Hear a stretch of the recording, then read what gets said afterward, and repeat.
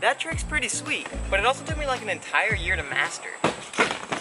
And I totally get it. Spending an entire year to just learn one cool trick, sometimes that makes you not even want to go outside and ride. So that's why I'm even making today's video. Okay, that's enough playing around. Let's actually jump into today's video. I know how difficult it is to sometimes learn new tricks, or like you spend so long trying to do just one trick and you just can't land it. So today I'm gonna show you guys 5 easy tricks that you can literally learn by the end of this video. Like actually you're gonna learn them so fast that you're not even gonna know that you didn't know how to do them before the end of this video. Does that make sense? Cool. Let's roll the intro and get into today's video.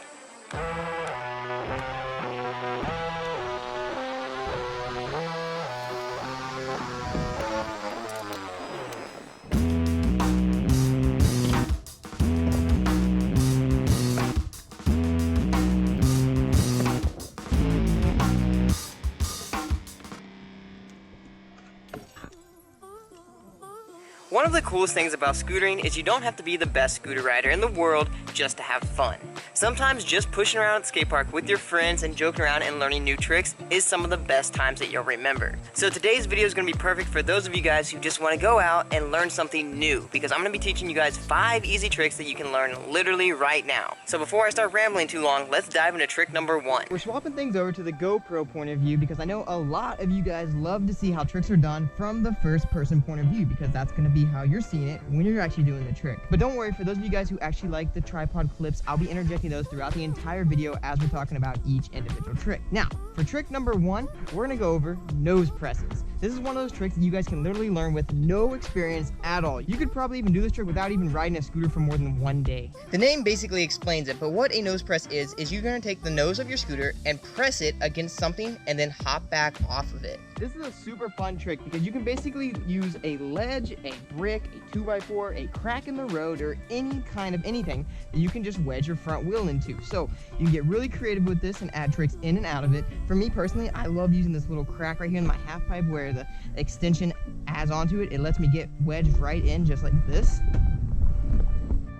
Let me give you guys a couple quick tips when trying your first couple nose presses. First, you want to make sure that you're comfortable with lifting your back wheel off the ground. So kind of like as if you were to do a nose manual. If you guys need a tutorial on how to do nose manuals, click that link in the upper right hand corner. I got a very good tutorial on that one. But back to nose presses. What we're going to do is just lift our back wheel off the ground and make sure that we can get comfortable just leaning forward. After that, we can go grab a rock over here. Okay, maybe not a rock. How about this crack instead? Yes, that'll work. This is perfect because later on in today's video, I'm going to be using this crack again for another trick. But anyways, another quick tip. You want to go really slow, especially when you're first learning nose presses. The slower you go, the better. If you go too fast, you're going to fly forward and flip off your scooter. So go really slow, give yourself one little baby push, and then just barely put your nose in it, and then hop off. Eventually, once you get better and better at them, you can go a little faster. Once you know your balance point, get into it, and then get out of it. You can also do this up against a wall, or like I said before, a parking block, or something that's just not gonna move. Or in my case, I love doing it on my half pipe right there, up against that little extension. Let's see if I can add a quick trick into this one before we move on to the next trick here. Nose press, the bar spin. Yeah, that's a super fun one to get creative with. You can even add that in between little lines, add some sauce into your next combo. Next trick on the list, we're gonna talk about fakie sliders. A fakie slider is basically just a fakie, and then you turn your bars about 90 degrees and let that front wheel slide while you're doing the fakie. The longer you can hold this, the cooler it looks, and the more extra bonus points you get for actually being able to balance into this trick. I would, however, recommend knowing how to fakie first. So if you guys need some tips on how to fakie, click the link in the upper right hand corner. You're going to catch a common theme in this video. A lot of these tricks build off of super basic tricks, so if you guys need to learn the root trick, you know, your boy's got a video on that. For tip number 1 on fakie sliders, let's first find a nice flat surface that we can even fakie on. That'll do. Step number 2, let's make sure we're nice and comfortable with our fakies. We want to be able to control our fakies, go left to right, back and forth, and make sure we're not going to fall off our scooters. Step number 3, make sure that you can actually turn your bars 90 degrees. Now this is going to be personal preference if you want to turn your bars to the left or to the right. I personally stand goofy, so I like to turn my bars the same way I bar spin, so I'm going to turn my bars to the right, clockwise. Now all that's left is just finding a nice fakie and then starting to turn your bars slowly and get a longer slider each time. Start slow so you don't fall off. because you're gonna notice on the first couple tries, it's a little difficult to stay straight while turning your bars. One more quick tip I want to sneak in there. While you're doing your fakie sliders, lean back a little bit more than you normally would while doing a fakie. Leaning back keeps the pressure off your front wheel and will keep your scooter from turning left and right too much. The more you lean back, the easier this trick will actually be. I personally love doing this trick to where when I fakie and do the slider, I get to complete the entire fakie without lifting my front wheel off the ground. It kind of makes it like a smooth transition to a rollout. I also love doing these. These are fun. There's like a little fakie slider on the quarter pipe. You go up and you go fakie and slightly turn your bars and let yourself self-correct. On to the next trick, and we're actually going to go back to the crack because I'm going to be showing you guys crack whips. Now I know, like, what the heck is even a crack whip? Let me show you guys real quick. It's really that simple. All you're going to do is just like when we were talking about with the nose press, you're going to put that front wheel into it. You're going to actually do a nose press. So this trick actually builds off of the very first trick in this list. So what you're gonna do is you're gonna do a nose press and then do a tail whip motion. You wanna keep a lot of pressure down on your front bars. So definitely get comfortable just riding around your scooter with your feet in the air. This will help with this a lot. Tip number 2, a nice solid deep crack is better than a nice shallow crack. For me right now, I only have a little bit of a shallow crack, but a nice solid hole that your wheel actually can go into and rest into is gonna be much better because you're gonna be able to wedge it in there and not fly in or out of it. Now, just like the nose press, the best way to approach this trick is actually going really, really slow. You want to find that balance point and then flick your scooter around just like you're doing a normal tail whip. One thing that really helps me is using my front foot as the actual pushing point to get the scooter whipping around. Unlike when I do a normal tail whip and I flick with my back foot, it actually helps if I get it started with my back foot, but then follow through dramatically with my front foot to actually push it around. That allows me to stay like on my scooter just a pinch longer when I'm actually in the crack right here. It allows me to stay on as I push it around, and then I can get it around. As I slow this down, really pay attention to how my front foot is actually the driving force. Now, just like any tail whip, you're gonna catch this thing with your back foot, and then most of the time you're probably gonna push off of it and fakie out of it, but sometimes you can roll yourself forward. I personally like to fakie out of it most of the time, just because that's the way the scooter likes to naturally roll. Once you get super comfortable with crack whips, this trick becomes super fun because you can start adding like double whips or maybe even triple whips into it. However much balance you got, you basically can whip this thing for as long as you possibly want. Yeah, we got 2 for you guys. Why stop there? Let's go for 3. Oh, that was almost 3. Too far forward. Oh gosh, that's so much balance though. I haven't done this in probably like, I don't know, 7 years. I used to do these out in my front yard all day long. This is one of those tricks that can literally drive you insane.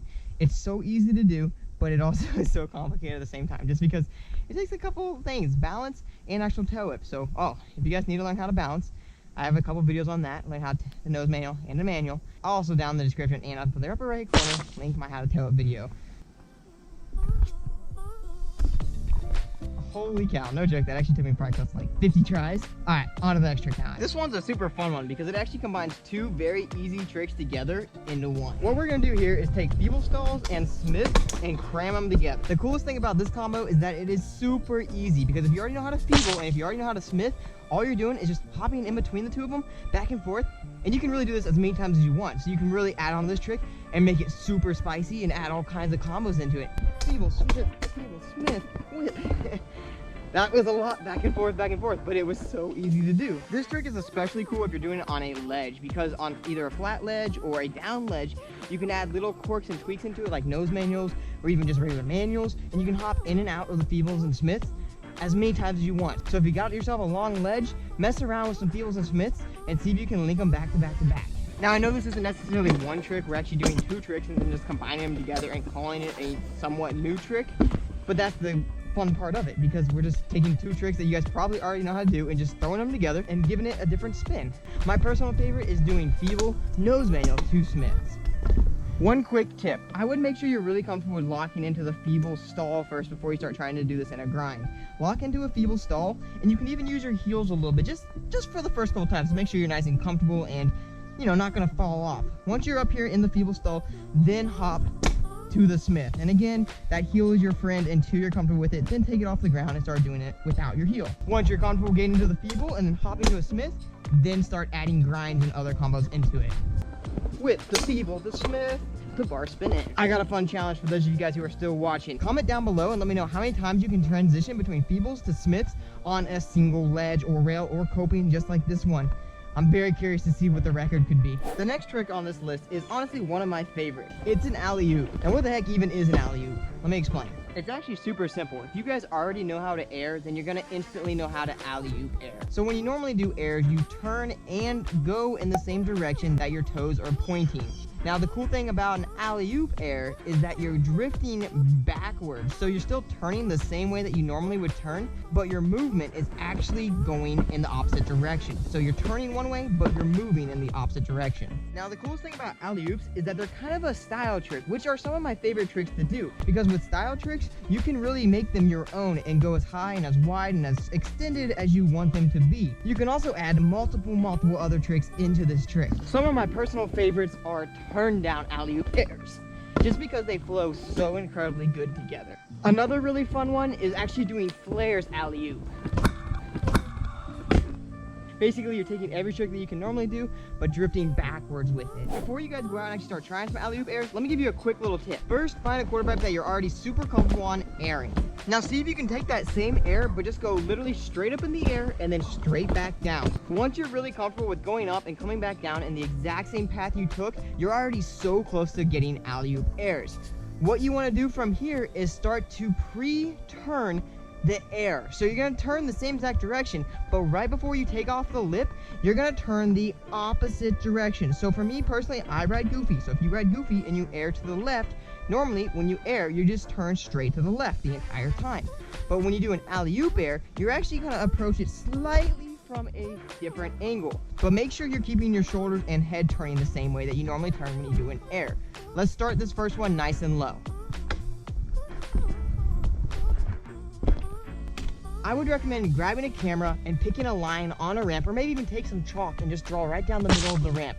Set your camera up and see if you can record yourself and check to see how far you're actually getting over the line. If you're able to take off before the line and then land on the other side of the line, you've got the alley-oop nice and good, and you can start adding some tricks into it.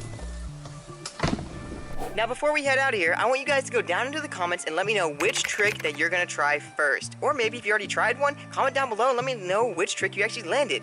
Also, while you're down there, comment a couple tricks you guys want to see me cover in the future. I love making these tutorials, either just single off tutorials or big lump sum tutorials like this one, where I lumped 5 easy tricks to learn in just one video. If you guys prefer that better, comment multiple tricks. But anyways, that is going to do it for today's video. Thank you guys so much for watching. If you guys liked it, give me a big old thumbs up and smash that subscribe button if you guys are not yet subscribed to my YouTube channel. But we'll catch you guys in the next one.